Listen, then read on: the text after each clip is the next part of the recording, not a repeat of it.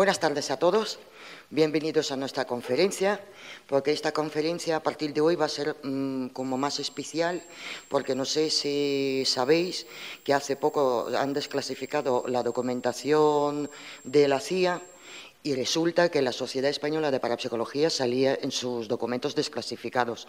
Además, nuestro querido Ramos Pereira figura en sus estudios su relación con la Universidad Complutense y con la Casa Real. Entonces es un documento bastante interesante, así que Alex, ya sabes que nos vigila la CIA, está presente en nuestras vidas y lo que vas a decir se va a fichar. Y ahora os presento a mi querido amigo Alex Escolà, que es el investigador oficial de la Universidad de Ramon Llull. Yo creo que es el único en España que está investigando en la universidad, por lo menos yo no conozco a nadie que hace las investigaciones sobre las experiencias anómalas en la base de la universidad. Es psicólogo, es estadista, metodólogo y además acaba de publicar una revista científica académica que se llama la Revista Académica sobre Anomalías del Comportamiento. He ojeado esta revista y la verdad es que no tiene desperdicio. Los trabajos que se presentan ahí son muy serios, con un gran criterio, y os aconsejo a todos si podéis leerla porque realmente está cambiando el rumbo del mundo del misterio. Se añaden cosas serias, estudios serios y los pensamientos bastante críticos y razonables, que es lo que falta en este mundillo. Así que en otro particular os presento a Alex Escolà. Damos un gran aplauso. Muy bien. Gracias, Mercedes, por la presentación. Caray, cuántas esperanzas. Y bueno, me ha dejado en un nivel bastante alto. A ver qué hacemos ahora. Bien, gracias también a la Sociedad Española de Parapsicología y de Antropología por esta oportunidad. Y esta vez lo que os traigo es algo distinto, ¿no? Quizá suelo empezar siempre así, de esta manera, ¿no? Siempre es algo distinto lo que se trae, pero esta vez es de corte académico y pretende fomentar el aprendizaje. Me gustaría que os llevarais algo. Esta vez no solo el objetivo es distraernos o pasárnoslo bien, sino también aprender. Y aprender sobre cómo desarrollar una investigación en un objeto de estudio fronterizo, como es la parapsicología. ¿De qué tratará la charla? Bueno, empezaremos a plantearnos, ¿no?, cosas básicas. ¿Qué está ocurriendo con la parapsicología? ¿Por qué está, tan mal vista? ¿Por qué presenta tanta controversia? Sabemos que es un objeto de estudio, pocas veces bien visto. ¿Por qué? ¿Qué está pasando? También abordaremos el tema de cómo desarrollar una investigación. Trataremos conceptos técnicos como diseño de investigación, hipótesis, análisis de conclusión estadística, etc. La estadística, para muchos investigadores que se inician en este campo, suele ser una piedra en el zapato, incluso hasta para mí lo fue y a veces lo sigue siendo, depende del diseño y de la complejidad. Pero bueno, vamos a tratar de hacerlo agradable para todos, de tal manera que podamos llevarnos algo, como he dicho al principio. Cuestiones previas. ¿Qué está ocurriendo? La verdad, somos un equipo de trabajo y a veces lo hablamos, lo comentamos. Mientras algunos objetos de estudio, ¿no?, adquieren una popularidad descomunal, como por ejemplo todo lo que lleva el prefijo neuro, ¿no? Neuropsicología, neurociencia, neurotecnología, hasta incluso podemos hablar de neuromarketing, de neuroeconomía, de lo que sea. Todo lo que lleve ese prefijo es como que arrasa, ¿no? Está masificado, la gente, ¿no?, esto de lo neuro nos llama. Pero en cambio, si el prefijo es parapsicología, sucede todo lo contrario. Es como que, ¿no?, genera una especie de repulsión y está justificada en numerosas ocasiones. Bien, con algunos compañeros llegamos a la conclusión de que la parapsicología no está de moda, ¿no? En los años 80 tuvo un pico bastante alto, la gente se interesaba, esto de la percepción extrasensorial, ¿no?, era nuevo y lo nuevo vende. Actualmente ya no existe tanta inquietud. O quizás sí, pero se expresaría de otra manera. Y eso es lo que también me gustaría debatir con vosotros. Pero si un caso, nos esperamos al turno de preguntas. Obviamente nos podemos plantear qué instituciones aquí en España apoyan investigaciones en parapsicología o al menos en anomalías del comportamiento.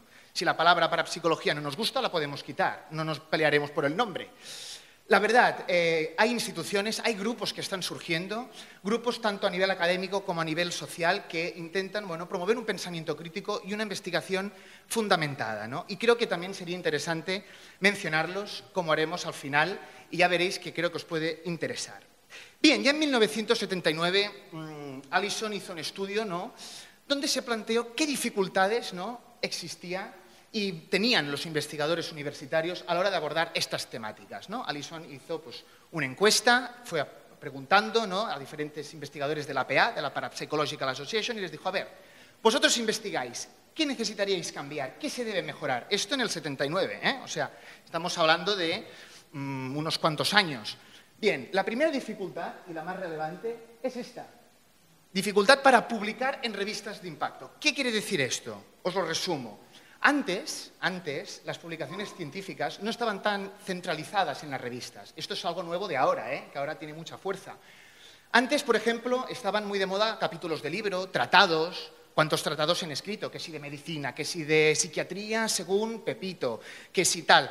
Poco a poco las revistas científicas como journals, ¿no?, fueron adquiriendo poder. Poder porque un informe científico era muy fácil de plasmar allí y sigue siendo relativamente sencillo. Quizá un capítulo de libro es más complejo, un tratado ya ni os cuento. En aquella época las revistas estaban empezando, ¿no?, a coger muchísima fuerza y los profesionales que investigaban en estos temas, claro, pues querían publicar sus informes en esas revistas. Eso no quiere decir, por si salta alguien por ahí, ¿no?, y lo cuestiona, que en esa época o en esos tiempos no hubieran revistas. Y tanto que habían revistas. Hay revistas centenarias y que reúnen un gran número de publicaciones. Estamos hablando de tendencias, ¿eh? Recordad, tendencias. Pues bien, dificultades para acceder a publicar en revistas de impacto, es decir, significativas e influyentes. También observamos dificultades en relación al apoyo universitario. En el 79 habían académicos interesados en investigar sobre estos temas. Lo que les faltaba quizá era autorización o la aceptación por parte de su institución académica. El profesorado en la universidad no actúa de manera ajena a la misma, forma parte de un sistema y participa, ¿no?, de lo que sería pues, de un código de normas, por así decirlo, y hay que cumplirlo. Entonces, de alguna manera se necesita este apoyo institucional porque estructura, ¿no?, estructura. Bien, Allison hizo estas pinceladas, esto se publicó en un capítulo de libro, curiosamente, y ya se plasmaban ya algunos índices como falta de recursos, que esta dificultad, como veremos a continuación, sigue estando presente. Vamos al siglo XXI, parapsicología en el siglo XXI. ¿Qué autores tenemos recientes que hayan aportado? Irwin replicó la investigación de Allison y formuló también preguntas similares y una encuesta muy paralela a la que ella aplicó a los profesionales de la PA. Irwin, como digo, lo replicó y obtuvo resultados también muy interesantes. Fijaros, el problema ya no es acceder a publicar, el problema es obtener resultados significativos, ¿no? Es decir, el problema recae en la replicabilidad. Sabéis que en ciencia, para que algo sea aceptado por una comunidad, ¿no?, académica, pues tiene que haber sido replicado, tiene que haber pasado una serie de filtros. Bien, en parapsicología, o al menos en este ámbito, esto todavía no se ha llegado a superar del todo, o al menos bajo mi punto de vista. Creo que no hay suficientes resultados concluyentes como para afirmar si algo existe o no a nivel científico en cuanto a fenomenología parapsicológica. Hay publicaciones con resultados significativos, pero hay otras que desmienten estos resultados y el debate sigue abierto. Algunos profesionales se posicionan a favor de la parapsicología, otros en contra. Precisamente esta dicotomización de las opiniones también supone un problema, ¿no? Los profesionales que investigan en esto están preocupados por las actitudes de los detractores hacia la parapsicología. Aquí entraríamos en un debate también incluso político, de ideales. Creo que lo importante es hacer ciencia, es investigar. Y como me considero alguien que intenta hacer ciencia, pues me dirijo a hablar sobre investigación. No entraré en ese debate político de quién tiene la razón.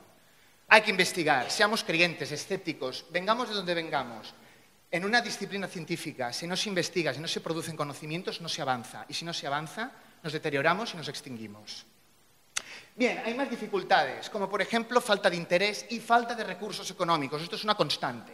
Bueno, a ver, esto os lo he puesto básicamente para que tengáis una idea de que si ya es difícil llevar a cabo una investigación científica en disciplinas consolidadas como la psicología, por ejemplo, dentro del campo de las ciencias sociales, en esto todavía es mucho más complejo y hay muchos extras añadidos y muchos hándicaps.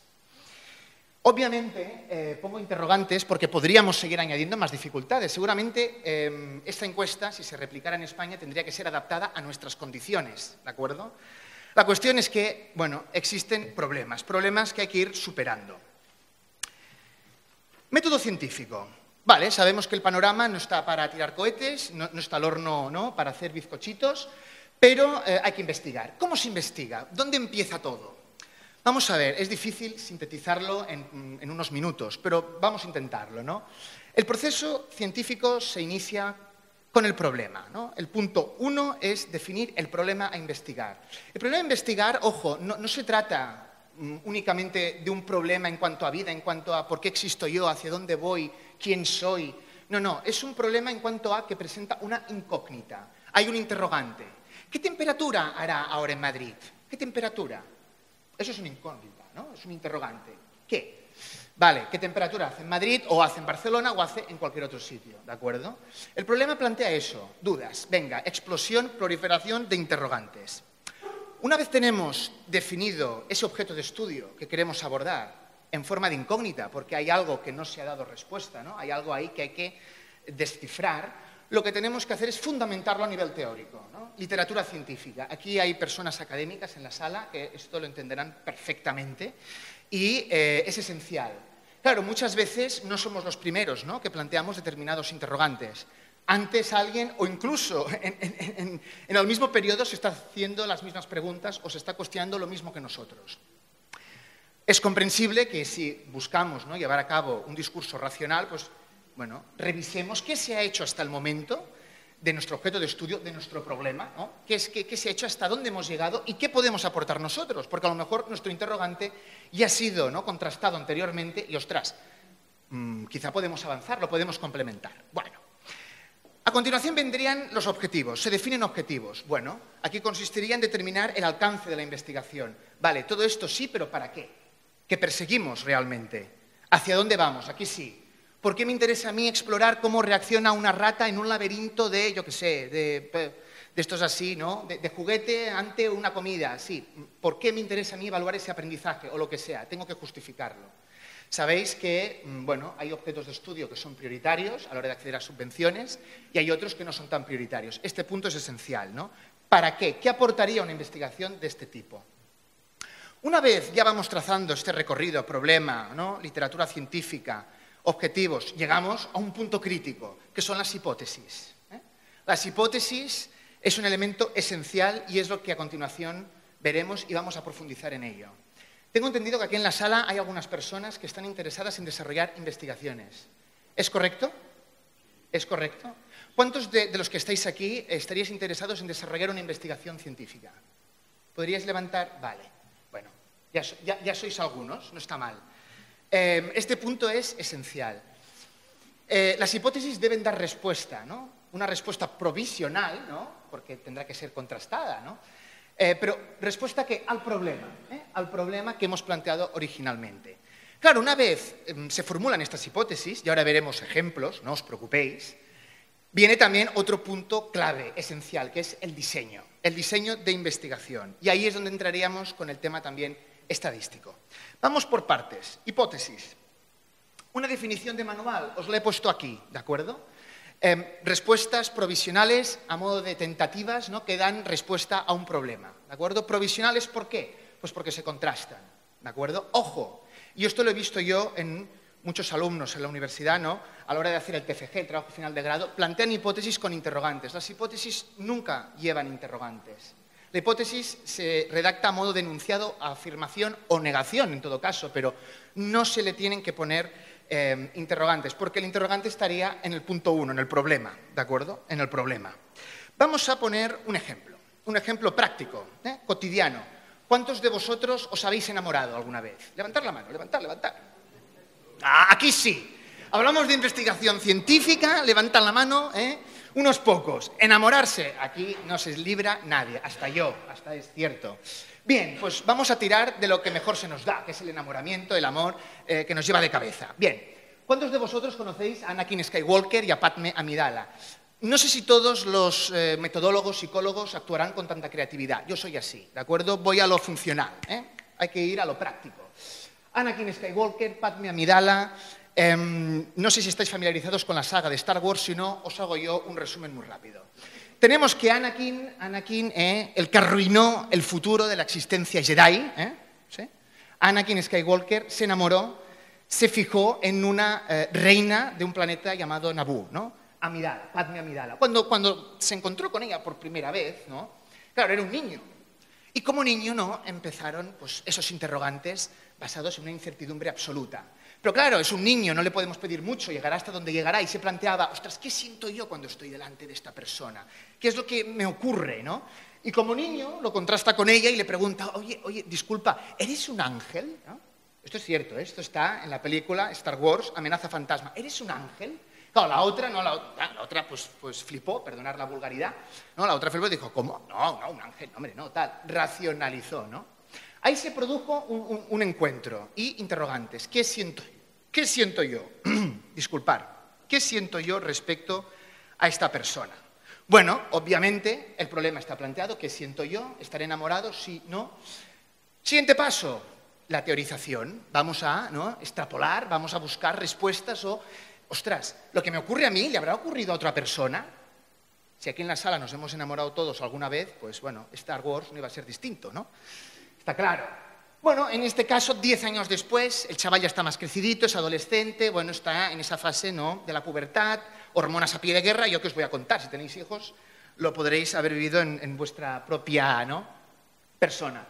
Aquí el chaval elige para contrastar lo que siente a un lagarto un poco borderline, si nos fundamentamos a nivel clínico, ¿no?, sobre el perfil. Es Jar Jar Binks, que aquí figura que es uno de los senadores y representantes del planeta Naboo en Coruscant, que es la capital del imperio y no sé qué historias. Bueno, aquí Jar Jar, pues bueno, con ese lenguaje afásico que tiene, pues bueno, le responde, no te preocupes, Anakin, sí, hombre, sí, ella se acordará de ti. Claro, Anakin está preocupado, ¿no? Él dice, ostras, se acordará de mí, ¿no? ¿Qué sentirá? Lo contrasta también con su maestro, Obi-Wan Kenobi, ¿no? Y aquí Obi-Wan le dice claramente, olvídate de lo que sientes, disóciate. ¿Cuántas veces nos ha dicho en eso, no? ¿Cuántas veces nos comentan, olvídala, olvídale, supera esta etapa, no, sé fuerte, sé racional, como si las emociones no formaran parte de nosotros? Bien, lo que hacía aquí era teorizar, plantearse, ostras, ¿qué puedo hacer? ¿Qué puedo hacer? Y el qué puedo hacer le condujo a hipótesis. O una de dos, o ella me quiere o me da calabazas. Está claro. Hipótesis A, hipótesis B. Ella sí me ama o no me ama. Estas son las respuestas. Pero claro, son provisionales, son suposiciones. Sabemos que con Hacienda está prohibido suponer, pero aquí vamos a suponer. Aquí sí, porque mira, somos así de espléndidos nosotros, ¿no? Bien.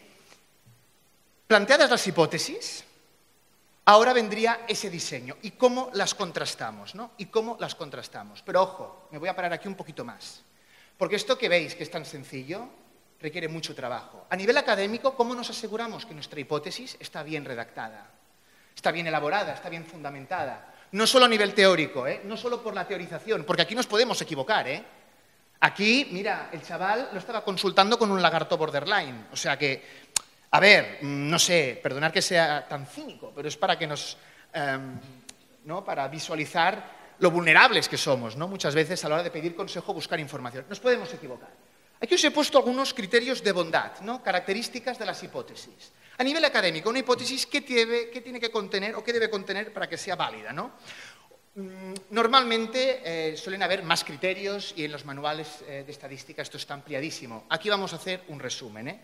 Bien, normalmente plantean una relación entre dos variables. Tenemos el fenómeno que queremos investigar, tenemos ese problema, ¿no?, la incógnita, pero luego estará aquello que vamos a medir, aquello que manipularemos.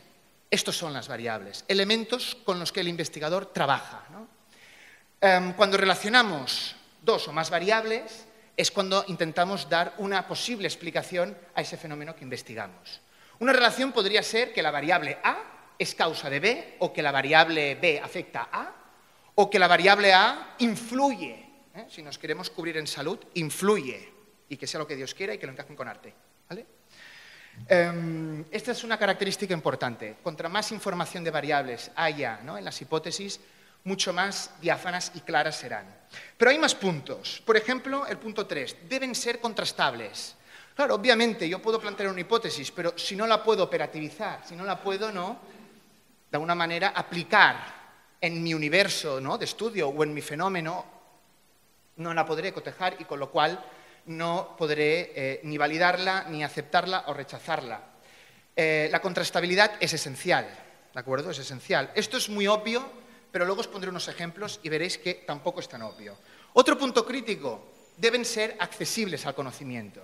Sí, una hipótesis puede estar bien redactada, puede ser válida, puede ser clara, puede estar fundamentada, pero si nosotros no tenemos suficientes recursos como para acceder a su contrastabilidad, si no tenemos todavía, ¿no?, suficientes recursos incluso en cuanto a conocimiento, ¿no?, para abordar esa cuestión, pues nos quedaremos ahí. Nos quedaremos hasta la hipótesis y como mucho a lo mejor diseño, pero nos quedaremos en la hipótesis. Ejemplos de hipótesis erróneas. Aquí voy. Antes, cuando no sé con quién hablaba, le decía, vengo a dar un poquito de caña. Bueno, lo decía en este sentido. Hipótesis erróneas. Estas son hipótesis que yo he podido leer en muchos libros sobre estas temáticas, libros de divulgación, no libros a nivel académico. Planteamientos que, hombre, yo no digo que no sean correctos a nivel social o a nivel, pues oye, humano, porque todos tenemos, ¿no?, interrogantes y damos respuestas en base a nuestras opiniones, vale. Pero a nivel académico flaquean. Por ejemplo, tomemos como referencia la primera. Los fantasmas existen. Aquí tenemos un claro ejemplo de falta de contrastabilidad. ¿Cómo contrastamos si existe o no fantasma? ¿Qué es un fantasma? ¿Qué elementos tenemos para medirlo? Ahí se nos abre, no un interrogante, se nos abre un bloqueo que no nos permitiría avanzar.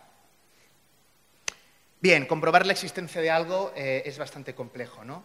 Pero sí, como hipótesis, vale, ¿esto existe? No. Sí, no. Bueno, en este caso, la variable fantasma nos fallaría. Vamos, por ejemplo, a otra. Los médiums pueden contactar con los muertos. Esta también presenta dificultades. Punto número 1. Médiums. ¿Quién es psíquico? ¿Quién no lo es? ¿Tenemos herramientas? Hombre, herramientas. ¿A nivel científico? No. ¿Tenemos recursos? Sí, podemos improvisar, desde luego, pero no nos dan garantías de nada.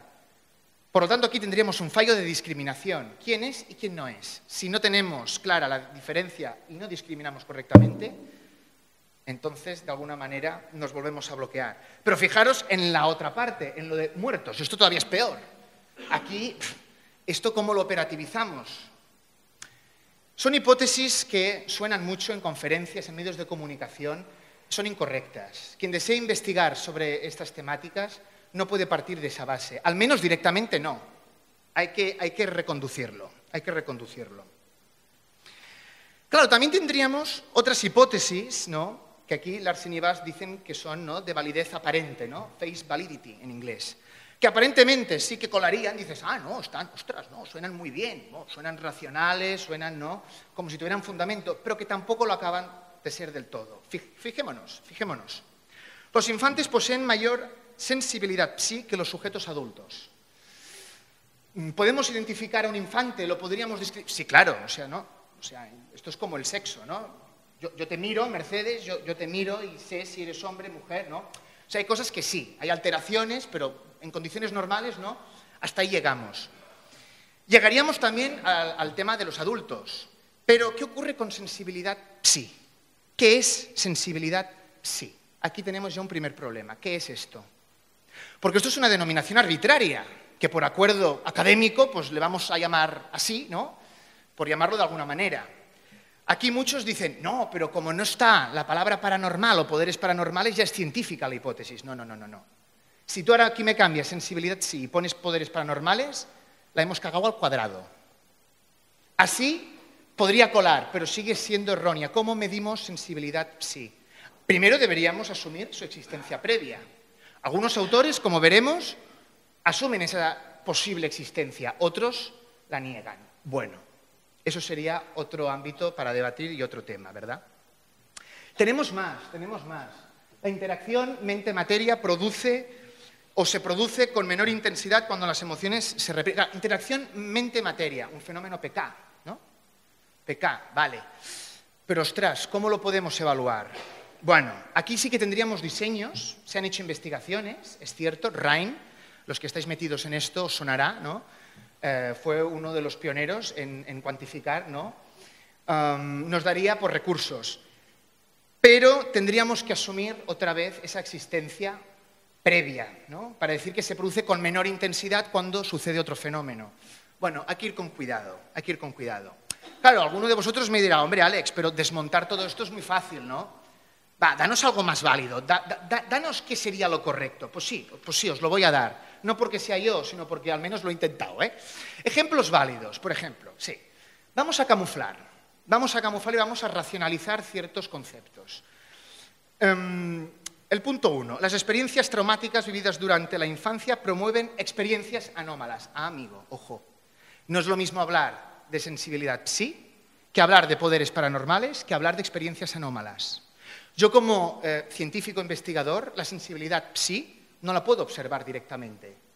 No la puedo observar, no es directamente observable. Pero cuando alguien me explica a mí una experiencia anómala, una alteración perceptiva, una anomalía de la percepción, llamarlo como queráis, eso sí que lo puedo registrar. Ese es un discurso, una verbalización que yo sí la puedo constatar como investigador y es un dato que recojo.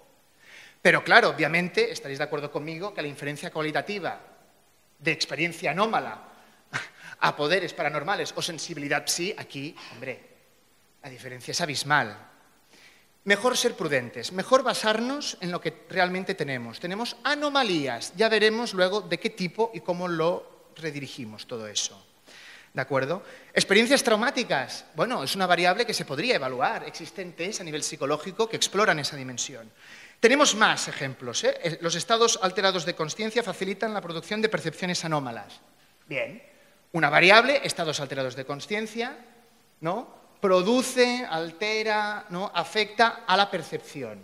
Cuantifico percepción, evalúo cualitativamente o cuantitativamente los estados alterados de conciencia y patapam. Bueno, ya tenemos ahí una posible investigación, ¿no? Estos solo son ejemplos, ni son los mejores y espero que no sean los peores, ¿vale? Solo son ejemplos, pero para que os hagáis una idea de que hay que ser técnicos, ¿no? Hay que ser un poco, iba a decir sensatos, pero bueno, tampoco me gusta esta palabra. Tampoco me gusta, porque la persona que te explica y utiliza la palabra paranormal, ¿por qué no iba a ser sensata? A ver. Pero sí que tenemos que ser rigurosos con la información que usamos y con la información que trabajamos. Vale, diseños de investigación. ¿Qué es un diseño de investigación? Hasta ahora hemos visto lo que son las hipótesis, respuestas provisionales. La variable A afecta a la variable B. Se observan diferencias significativas entre esto y esto otro. Vale. Hasta ahí me imagino que lo entendemos. Perfecto. Un diseño de investigación alude a una estrategia operativizada, algo que nos permite pasar a la acción e investigar, algo que nos permitirá obtener resultados y contrastar nuestras hipótesis. El diseño de investigación estaría por decir que es incluso más importante que la propia hipótesis o hipótesis que lleguemos a plantear, en plural. Los diseños de investigación determinan los éxitos, determinan si una investigación es exitosa o no. Y para poneros un ejemplo y una evidencia, o al menos algo práctico, de ello tiro de Star Wars. Vamos a seguir con el ejemplo de Star Wars, que veo que os ha gustado, veo que esto sí que lo entendéis. Bueno, vamos a tirar de ahí. Anakin está enamorado, Anakin está enchochado de Padme, no sabe qué hacer, me quiere, no me quiere, tiene un melodrama montado en su mente. Vale, aquí él necesitaría algo para saber, ¿no? Saber si da el paso o no da el paso, para conocer las intenciones de ella respecto a él. Esto os ha pasado, ¿no? ¿Alguna vez? Bueno, ¿cuántas veces hemos oído eso de, eso se nota, eso se siente, ¿no? Es, no sé, se huele, ¿sí? Como si entráramos en un bar, ¿no? Hueles, no, a ver. La intuición es una aliada muy útil en determinadas situaciones, pero cuando hablamos de un contraste objetivo, ¿no? Puede ser una mala amiga.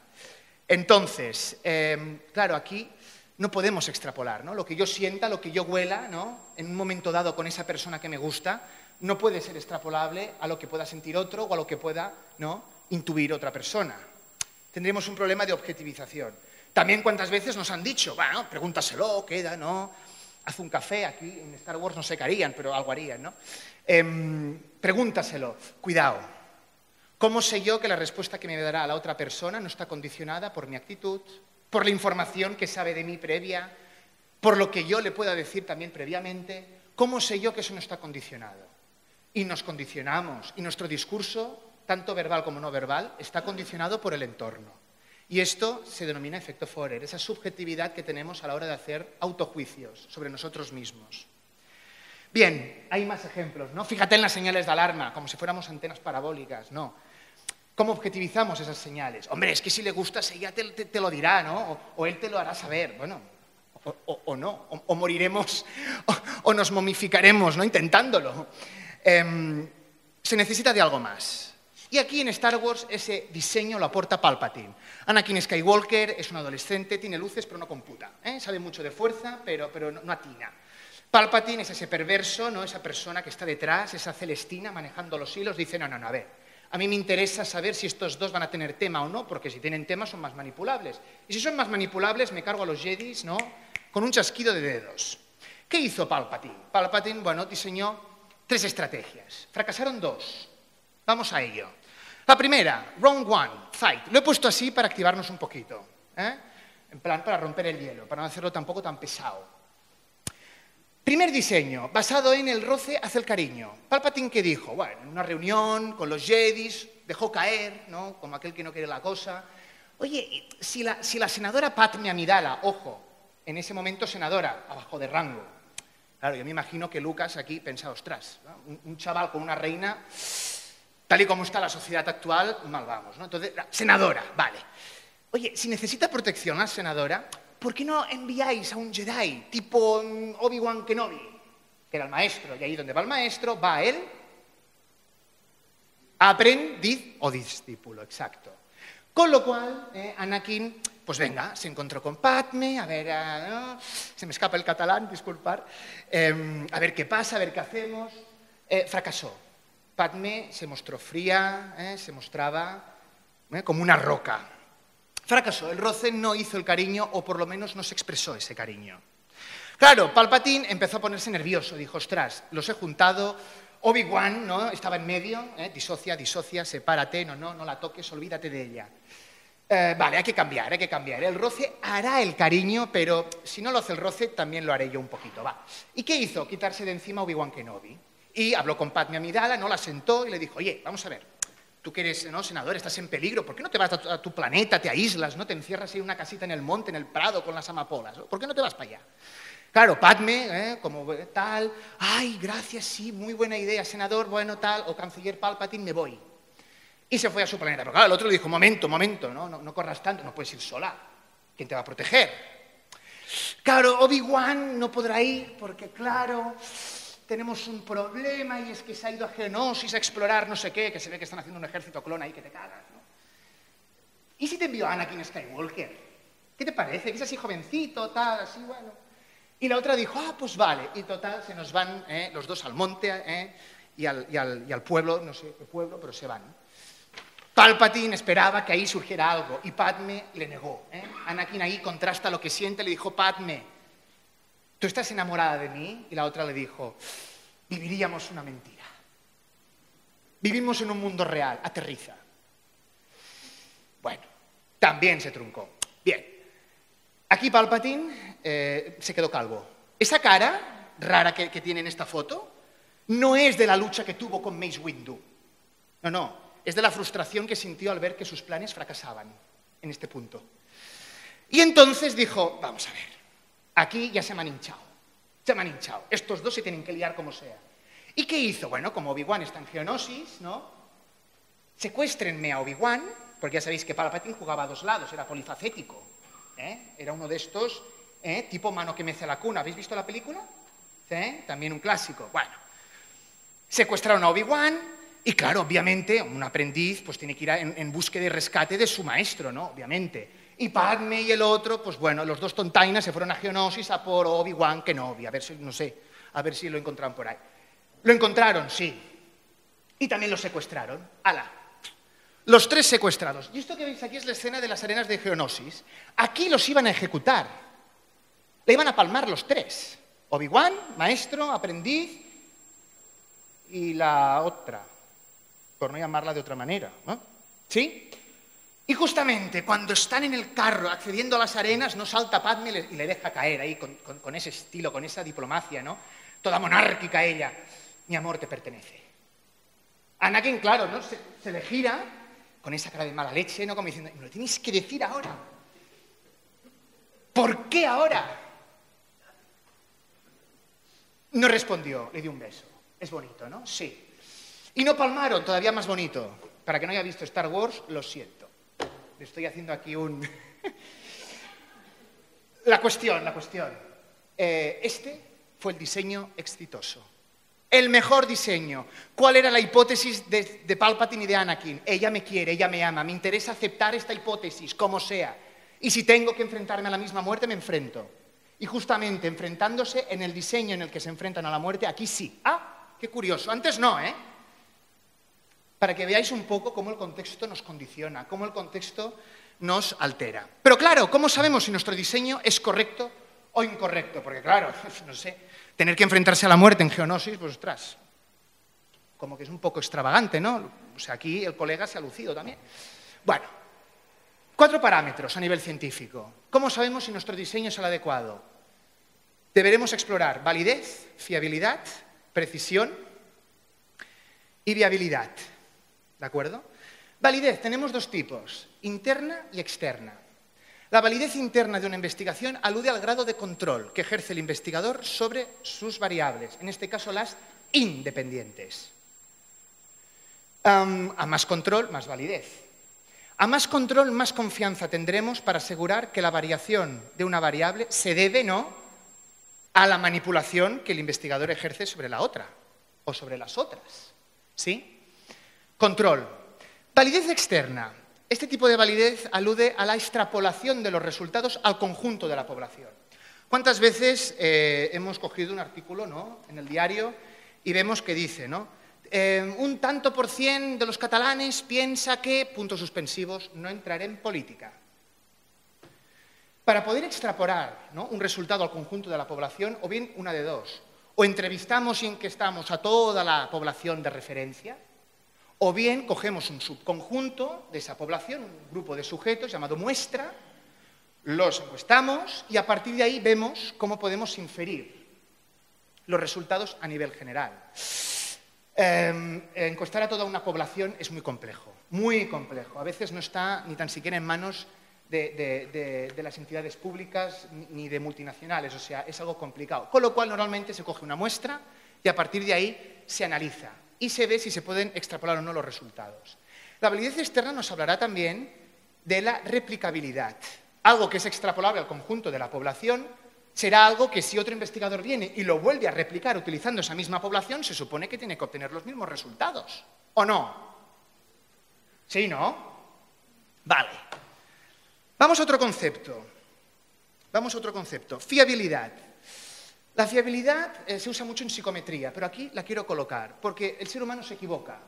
No somos perfectos. Anakin lo quiso ser y arruinó a los Jedi y arruinó a muchas vidas, ¿no?, y a muchas personas.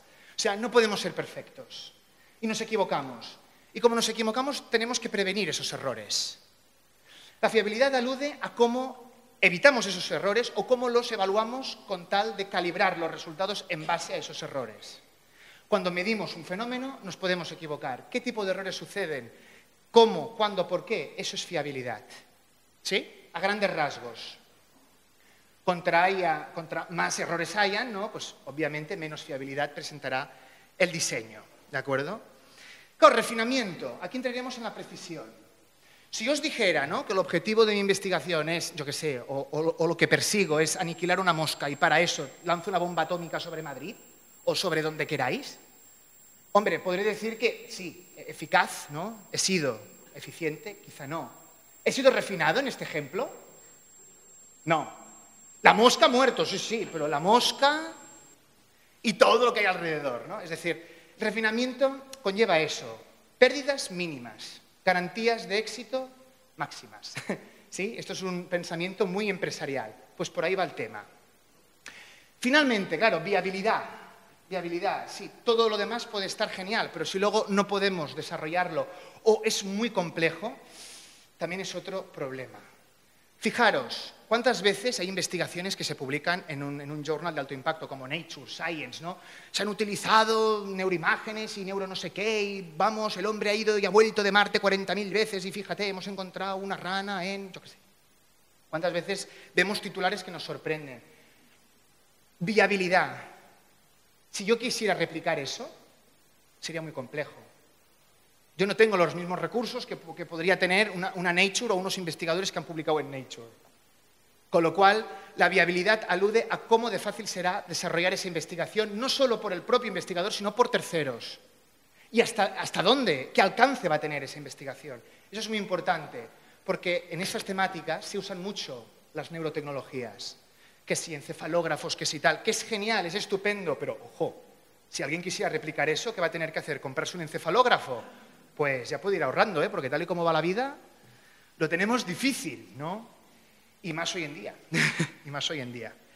Bien, estos eran un poquito los criterios de calidad sobre cómo saber si un diseño es bueno o es malo. Bien, medición de variables. Aquí hago un pequeño lapsus, me voy a parar. ¿Por qué comento esto de la medición? Medir variables, porque es un punto de control, ¿no? Y de manejo y de trabajo con las variables esencial. Si yo quiero manipular algo, normalmente lo que tengo que hacer es medirlo. Medirlo no quiere decir cuantificarlo numéricamente. Hay mediciones cualitativas o categóricas.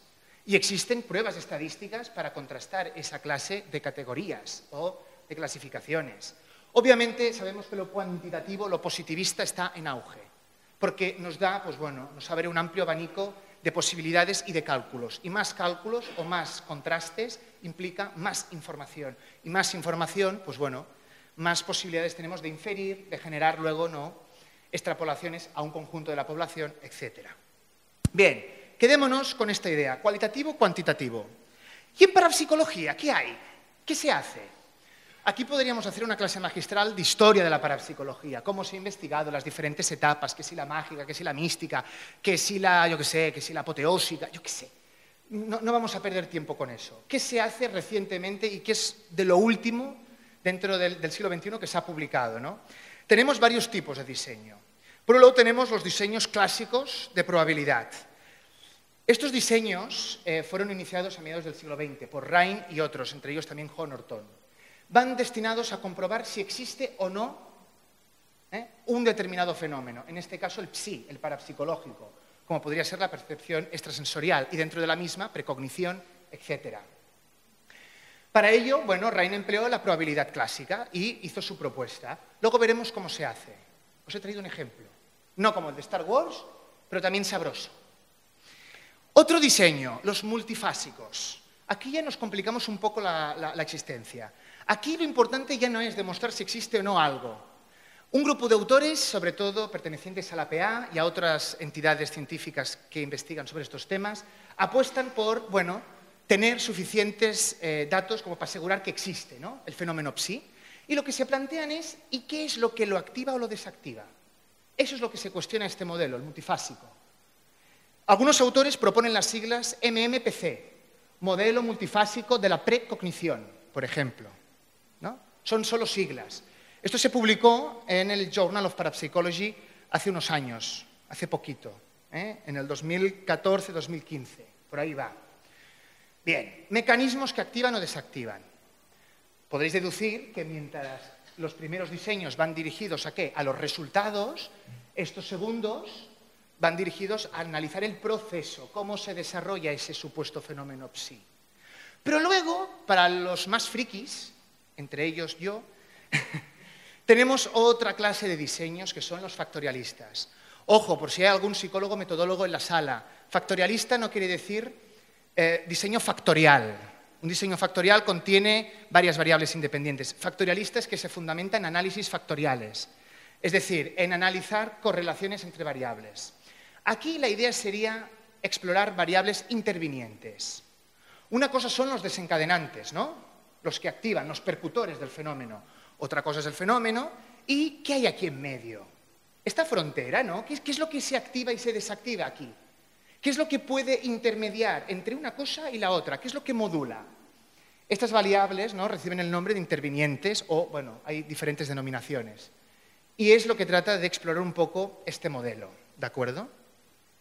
Diseños clásicos. La probabilidad se distribuye principalmente en dos grandes grupos. Hay más, hay mucho más, lo sé, pero pretendo ser operativo. La probabilidad clásica, bueno, la clásica, digamos, basada en la equiprobabilidad de aciertos errores, vendría a explorar la proporción de aciertos, ¿no?, por encima del azar esperado que comete un sujeto que realiza un test. ¿Qué test os suena de aciertos o errores en esta temática que evalúa, por ejemplo, la telepatía? Venga, va, os quiero oír. Hablo mucho. ¿Quién me lo dice? ¿Las cartas? El tarot no, ¿eh? Sí, Zener, no sé. Un estudiante que quizá hizo 4 dibujitos. Las cartas de Rhine, el test de Rhine, un test de probabilidad clásica, ¿no? Esto abordaría, vale, aciertos. ¿Cuántos aciertos estarían por encima del azar y cuántos no? ¿Qué proporción de aciertos sería explicable por azar? Sería lo que plantea este primer diseño. Bueno, diseños probabilísticos de contraste. Aquí ya no es tanto si los aciertos están por encima o por debajo del azar esperado, sino comparación entre grupos. A veces nos interesa comparar un determinado grupo, un grupo que puede ser de creyentes y otro grupo que puede ser a lo mejor de ateos respecto a esta temática, ¿no? Vale. Aquí lo que analizaríamos es si las diferencias de los aciertos de un grupo respecto al del otro, esas diferencias sí estarían por encima del azar, pero no los aciertos en sí mismos. Aquí tendríamos una investigación recientemente publicada por BEM en el 2011, creo, de acuerdo, con resultados significativos en precognición, que armó un gran escándalo en la comunidad de psicólogos. Fue algo bastante problemático. Él se basó en diseños entre grupos. Y aquí tenemos muchos estadísticos, desde los paramétricos hasta los no paramétricos, pasando por muchas alternativas. Ejemplo. Vamos a tirar de las cartas de Rhine o las cartas Zener. Imaginemos que queremos aplicar, ¿no?, 200 veces este test a una persona, a un sujeto.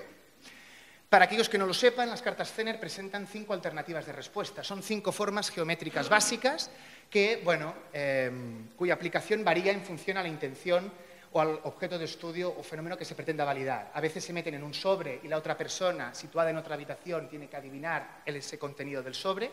En este caso, 5 alternativas, 5 formas geométricas básicas.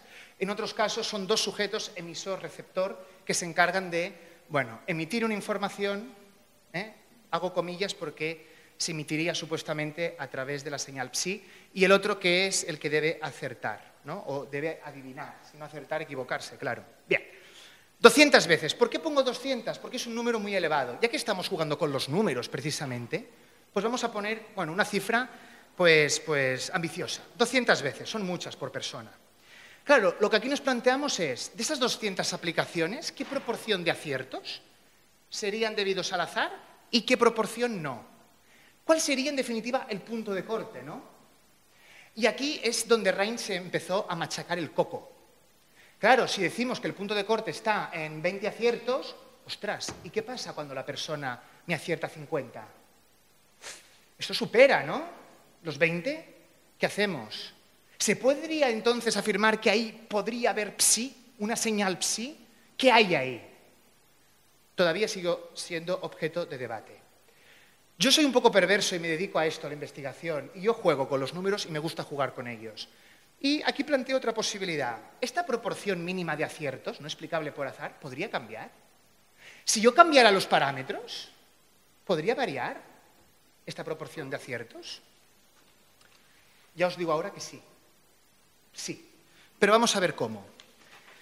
Según el diseño de Rhine, ¿no? Según el diseño de Rhine, la proporción de aciertos explicable por azar vendría a ser, o se podría calcular mediante esta fórmula que veis aquí. Se divide, ¿no?, el número de aplicaciones por el número de alternativas. Hay más fórmulas, se puede hacer de muchas maneras, hay otros procesos y hay otras, digamos, expresiones. Vamos a quedarnos con esta.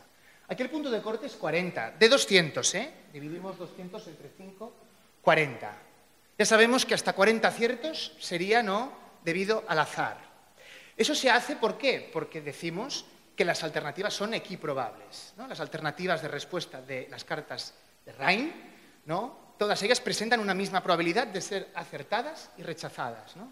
Ensayo, error, acierto, error. Por eso se puede aplicar esta fórmula. Punto de corte en 40. ¿Estamos de acuerdo, no? Pongo el mismo ejemplo que antes o digo lo mismo que antes. ¿Y si obtuviéramos 70 de aciertos? ¿Podríamos afirmar entonces que habría percepción extrasensorial? Ahí lanzo la pregunta. Cambiemos estos parámetros. Vamos a cambiar esta proporción de aciertos. Vamos a complicarnos la existencia. Va, sí, que aquí hay nivel, que aquí está la SEP y la SEP lleva experiencia en esto. Imaginemos que nos planteáramos pues, aplicar ese test, ¿no?, a una muestra muy grande, a muchos sujetos. Yo tomo como criterio las combinaciones matemáticas posibles, ¿no? Si aplicáramos esta prueba 200 veces en un sujeto, obtendríamos a nivel matemático 40.000 combinaciones, ¿no? Ese sería un criterio de muestra idónea o ideal. Empleando este criterio, sabemos que la distribución de respuestas se lograría o quedaría de esta manera. Esto responde a una distribución gaussiana, distribución Z, la normal. ¿Os suena esta distribución, la distribución gaussiana? Fijaros que dentro de esta área estarían contemplados, ¿no?, los sujetos, y aquí hemos dividido diferentes categorías en cuanto a aciertos, desde lo mínimo 40, máximo 140, hacia arriba, hasta 200, ¿ya? La cuestión aquí es que la probabilidad o el punto de corte quedaría afectado. ¿De qué manera? Fijaros, os pregunto, ¿dónde habría más probabilidad? Una vez aplicáramos este test a 40.000 personas, si luego lo quisiéramos volver a aplicar a otro, 200 veces, ¿qué tendríamos más probabilidades? ¿De caer en las colas de la distribución o en el centro? En la tendencia central. En la tendencia central. Ahí estaría el valor matemático esperado, ¿no?, el valor promedio. Esta distribución nos indicaría que lo normal, y valga la redundancia, sería obtener 100 aciertos en este test, la mitad, 200, la mitad, valor promedio. Eso sería un posible valor esperado. Insisto, estoy jugando con los números, podría utilizar otros criterios, ¿vale?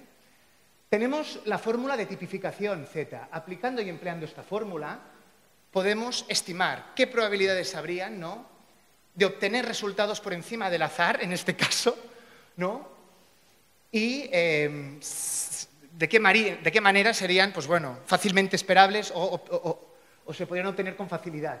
Fijaros, en esta distribución, para acertar más de 140 respuestas, solo hay un 6% de probabilidad. Para estar aquí, no me quiero mover mucho, aquí, 6%. En la colita, eso es muy poco. De cada 100, 6 solamente, hacemos una estimación rápida, eso es muy poquito. Esto también ocurre cuando hablamos de acertar poco. La distribución Z, ¿no?, parte de la base también del teorema del límite central. Como hay muchos sujetos que han hecho el test, distribución normal, 100 aciertos, con lo cual, si tú aciertas muy poquito, es que algo también está pasando. Acertar hasta 40 respuestas, es decir, estaríamos en este extremo de la cola. Fijaros, 5% de probabilidades. Esto también es muy poco. Azar esperado. ¿Cómo lo hacemos esto? Sabéis que en probabilidad hay un nivel de confianza y un riesgo de error. Cuando hacemos una probabilidad, o bien nos podemos equivocar o podemos acertar.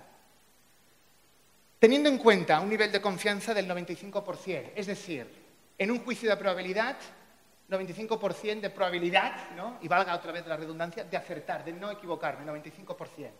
Y un riesgo de error del 5%, Partiendo de estos puntos de corte, en la distribución Z, si despejamos un valor, el de X, previamente tipificando Z a través de la fórmula que hemos dicho, ¿de acuerdo? Tipificamos, punto de corte, 151 aciertos. 151. Lo transformamos en probabilidades normalizadas. Solo habría un 3% de probabilidades de poder obtener un resultado por encima del azar esperado, si yo utilizara este modelo. Claro, cuando hablamos de que una investigación ha obtenido resultados significativos, hay que entender qué parámetros, qué diseño estadístico se ha empleado. Esto es muy sencillo, la distribución Z se da en primero de carrera, es algo muy simple. La tipificación, esto es algo recurrente. Yo he jugado con ella, lo he utilizado porque creo que es lo más sencillo. Fijaros, podríamos alterar esa baremación de 40 aciertos y la podríamos transformar en 151. ¿Qué es lo que cambia? Claro, el índice de, bueno, me sale en catalán la palabra, sería un índice muy robusto, ¿no? Este sería más exigente. quizá, que la probabilidad clásica, porque incorporaríamos otros criterios. Bueno, ¿qué es lo que quiero que recordéis de todo esto? Sobre todo para los que queréis investigar, que los diseños que se hacen a nivel probabilístico son arbitrarios. Se aplican de manera arbitraria. Y lo que se aplica de manera arbitraria se puede cambiar también de manera arbitraria, siempre y cuando se asuman condiciones previas y todo se fundamente.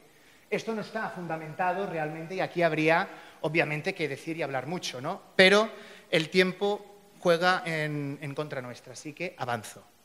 Los modelos multifásicos proponen dos dominios. Dos dominios en base a dos mecanismos que modulan el fenómeno psi. Por un lado tenemos esos mecanismos empiristas basados en la entropía. Varios autores proponen la entropía y han arrojado resultados significativos, correlaciones de 0,2.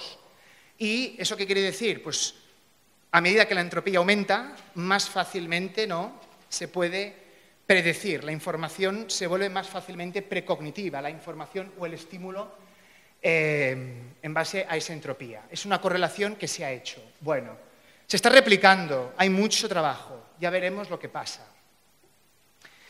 El otro dominio y los otros mecanismos tienen que ver con la percepción, ¿de acuerdo? ¿Y eso qué significa? Pues que obviamente la señal psi, si es que existe realmente, no se percibe de manera mágica o ajena. Nosotros somos personas, tenemos, ¿no?, seres humanos, un sistema perceptivo y estos autores proponen emplear ese sistema perceptivo para explorar cómo se recibe esa supuesta señal. Hay estudios que demuestran correlaciones significativas a nivel cortical. Me falta más información, porque todo esto es muy nuevo. Y hay que ir viendo qué diseño estadístico hay detrás como para asegurar y garantizar confiabilidad, validez en el diseño y todos los otros puntos que hemos hablado antes. Los diseños factorialistas, como he dicho, se basan en variables intervinientes.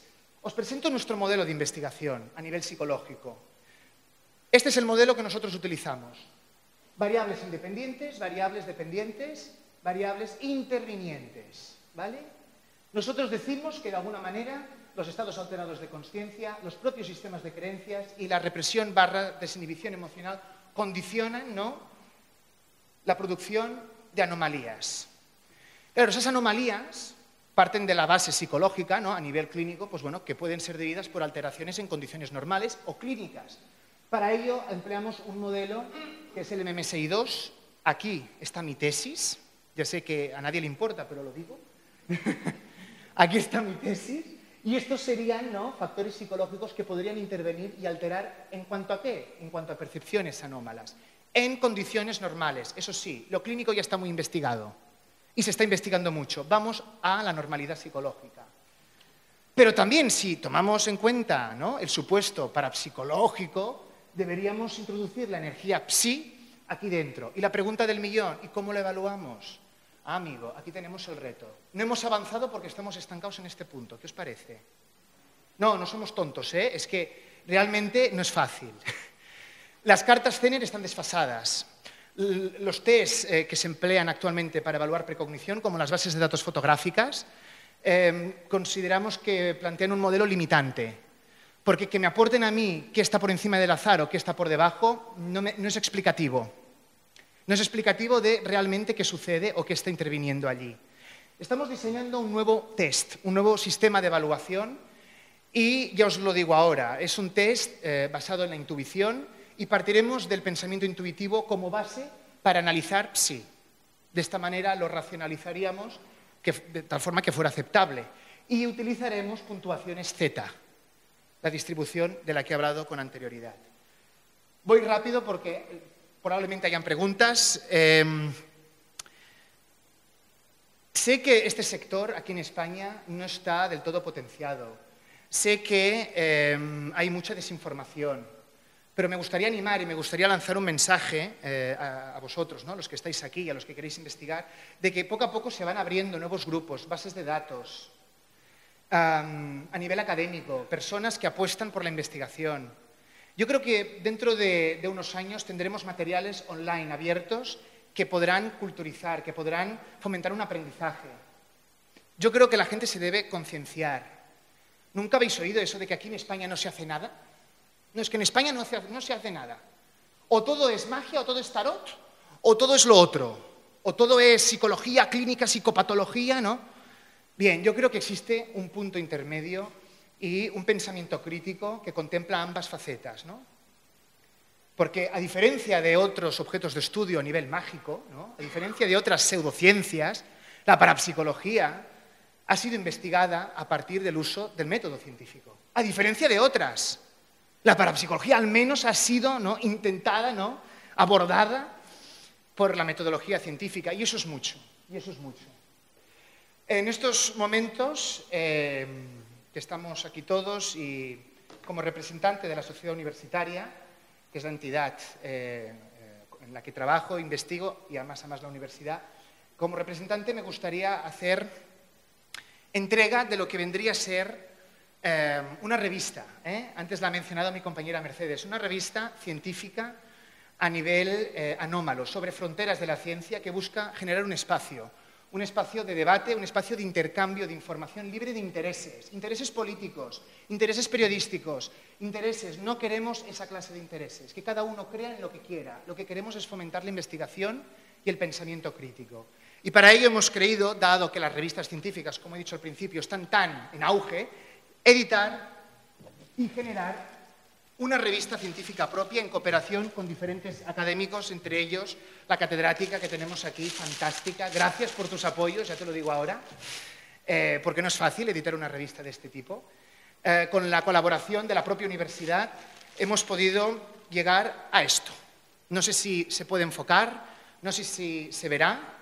Está en papel, tiene depósito legal, ISSN, está ya en circulación, no se vende en kioscos. Otro problema que tenemos, si se demostrara la existencia unilateral, infalible, ¿no?, de la precognición, os aseguro que no se publicaría en una revista de kiosco. Es más, se publicaría en todos lados, eso de entrada, pero seguro que se publicaría en una revista científica. En esta no, en una de impacto.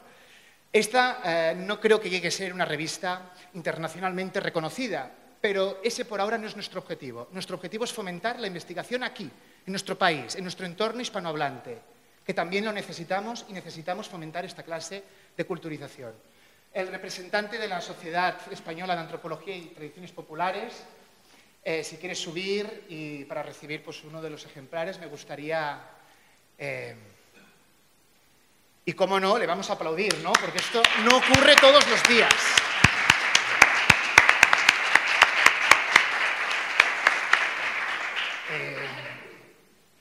Micro.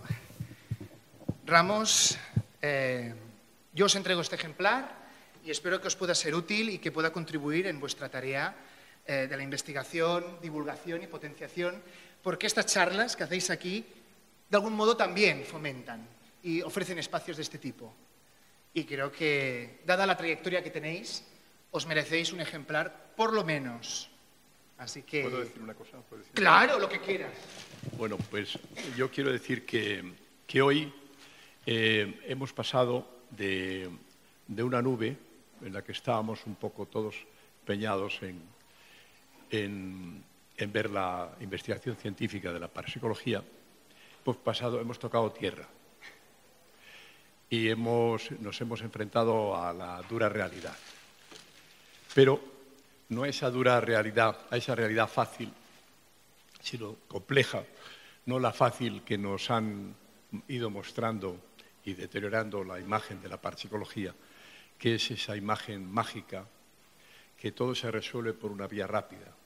Por ejemplo, si un dilema se presenta, un caso se presenta, esto es paranormal, no es paranormal, sobran las estadísticas y todo eso. Tú le coges un magnetófono y preguntas a los espíritus, ¿esto es paranormal o no? Y si hay una psicofonía que te dice, esto es paranormal, ya está. Ya está. Qué ahorro de energías, ¿verdad? Ya está, de que ya le hemos liado. Sí, pero por desgracia, con eso en el circo, yo he ido muchas veces al circo y nunca he visto que allí se haya un fenómeno científico se haya demostrado. Los fenómenos científicos no se demuestran en el circo, sino en las aulas donde tú estás. Un aula que para nosotros es muy importante y además nos llena de esperanza, que se pueda investigar científicamente la parapsicología y que un día sea un tema normal de conversación y que no irán seguramente no iréis a las emisoras de radio, de televisión, porque eso no vende. Lo que vende es lo de la psicofonía, el ejemplo de la psicofonía, eso es el mal ejemplo de la psicofonía. Eso es lo que vende. Pero, sin embargo, si vas allí con todos estos planteamientos, eso no crea audiencia ni nada. Por lo tanto, estos nos han estado haciendo muchísimo daño. Pero tú vienes ahora y representas a un grupo de gente importantísima para nosotros y para el futuro de la parapsicología. Y yo creo que este es el camino si queremos llegar lejos. Lo único que llega es hacer circo, y el circo, como he dicho, no es el sistema adecuado para investigar. Así que muchísimas gracias, de verdad. Muchas gracias.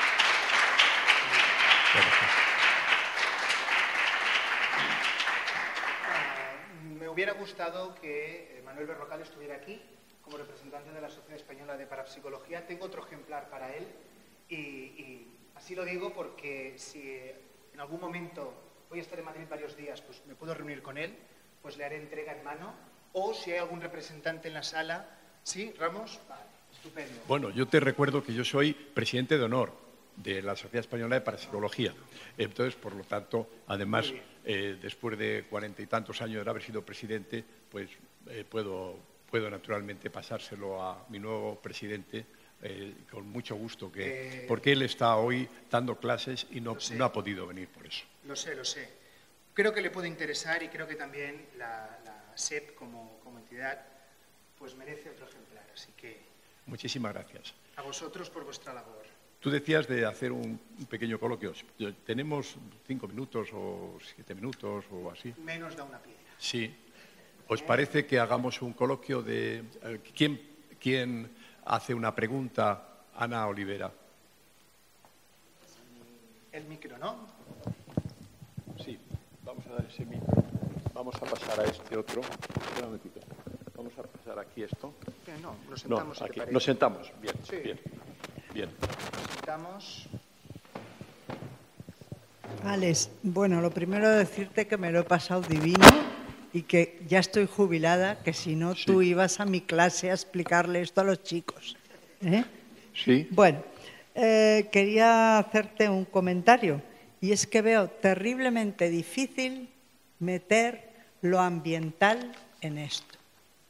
Quiero decir, en los estudios sí, en estudios sobre telepatía, porque, digamos, el ejemplo que tú has puesto, el de las cartas tradicionales, ¿no? Que si redondo, que si triángulo, que tal. Bueno, en ese momento estamos en una pasividad que no tiene en cuenta ni entropía, ni un evento especial, ni una tragedia, que es cuando normalmente se tiene esa sensibilidad. O sea, la sensibilidad esa no es una cosa permanente a las 7 de la mañana, a las 5 de la tarde, sino viene cuando viene. Y entonces está en relación, como tú has dicho, con un estado de entropía especial, con una crisis familiar, con un accidente, con algo parecido. Entonces, en esos momentos, mi experiencia personal es que sí que se dan esas circunstancias y funciona, o parece que ha funcionado, por casos que conozco. Pero sentados ante una mesa y a ver si adivinas 4 o adivinas 8, entonces habrá métodos mucho más sofisticados, pero ¿cómo se mete el factor ambiente? Tampoco te pienses, no, métodos sofisticados.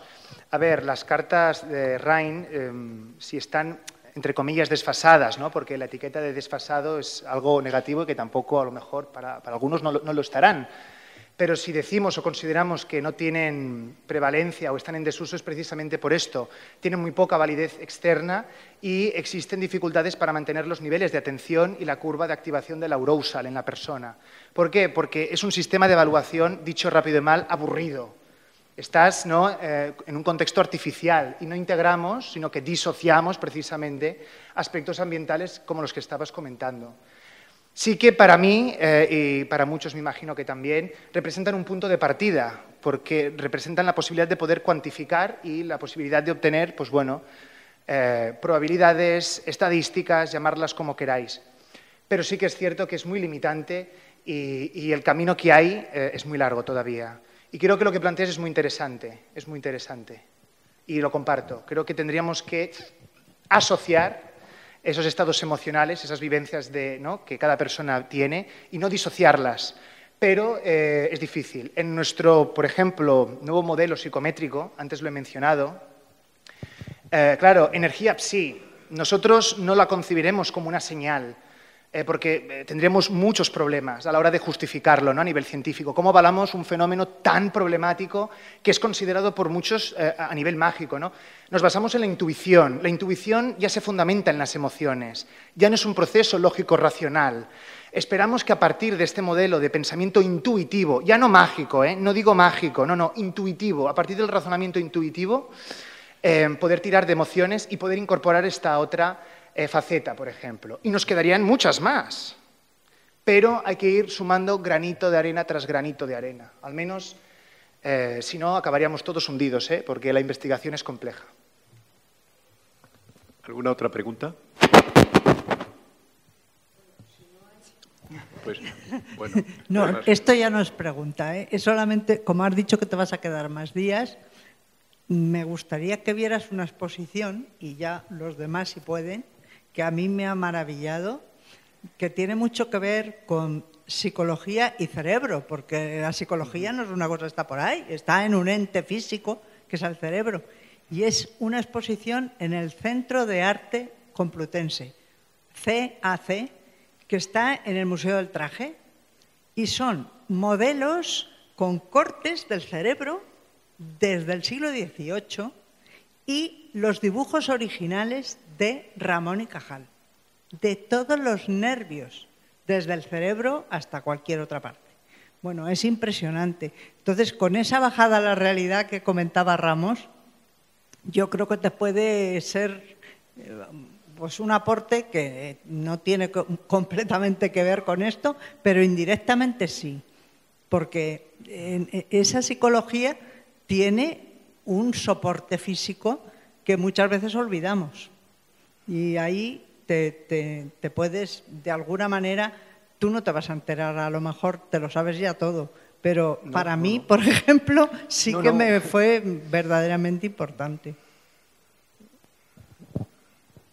No, la verdad es que como formación seguro y como aprendizaje sería fantástico y faltaría más, no lo sé todo. Aunque tenga la oportunidad de investigar todo esto a nivel científico, me queda mucho camino por recorrer y a ver qué sucede. Sí que me gustaría decir una cosita antes de terminar. Sé que la charla se ha hecho muy larga. Me hubiera gustado tener más tiempo, más minutos para poder profundizar en conceptos bastante técnicos. Mis disculpas, hemos empezado más tarde, hemos tenido que reajustarnos un poco al nuevo patrón, ¿no?, que nos han sugerido. Así que tenerlo en cuenta y también de cara pues, a si este vídeo se editará y se colgará posteriormente, pues que también los que lo vean, que lo tengan en cuenta. Que quizá ha ido muy rápido y que faltaría mucho por justificar y por hablar, muchísimo. Y que ojalá tengamos otro espacio para continuar, ¿no? Bueno, pues efectivamente esto es el principio de una colaboración futura, que nosotros estamos aquí todos los jueves dando una conferencia, ofreciendo una conferencia, y por lo tanto tú puedes venir todas las veces que puedas, que te sea posible y que tengas algo más que añadir a esto, y así podemos seguir avanzando, si te parece. Y porque nosotros ahora tenemos la limitación que tenemos a una persona que se tiene que quedar aquí hasta el último momento para cerrar esto, pero que es tan amable, está aquí hoy con nosotros, que le ha interesado mucho la conferencia, por lo que he visto, pero no me hace señas de que se tiene que marchar, pero yo sé que se tiene que marchar y que le están esperando su familia. A las 9 de la noche cerramos esto, pero podemos seguir avanzando en el futuro. Yo quiero despedirle ya con un fuerte aplauso a nuestro conferenciante.